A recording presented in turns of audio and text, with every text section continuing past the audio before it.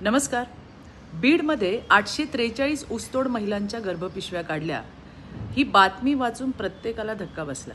मलाही एक स्त्री म्हणून हे खूप जिव्हारी लागलं.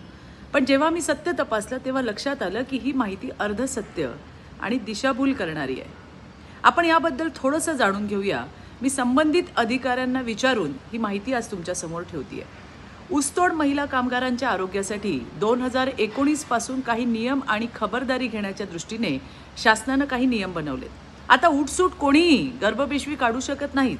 जर कुठल्या महिलेला गर्भपिशवीच्या संबंधित काही गंभीर त्रास असेल, फक्त तेव्हाच, तेही बीड जिल्हा शल्यचिकित्सकांची परवानगी घेऊन, मान्यता घेऊन, तिची तपासणी करून खरंच ती गर्भपिशवी काढण्याची गरज आहे का, तरच ही शस्त्रक्रिया केली जाते.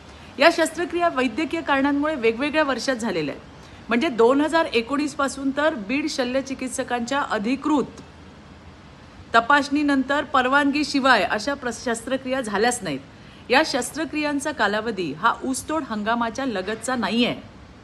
यापैकी 267 महिला मजुरांची गर्भाशयाची शस्त्रक्रिया ही 2019 ते ऑक्टोबर 2024 या कालावधीत बीडच्या जिल्हा रुग्णालयामध्ये शल्यचिकित्सकांच्या पूर्व परवानगीने, तिच्या तपासणीने, तिला गरज आहे म्हणून आणि उर्वरित 576 महिला मजुरांची गर्भाशयाची शस्त्रक्रिया ही 2019 पूर्वीच झालेल्या आहेत.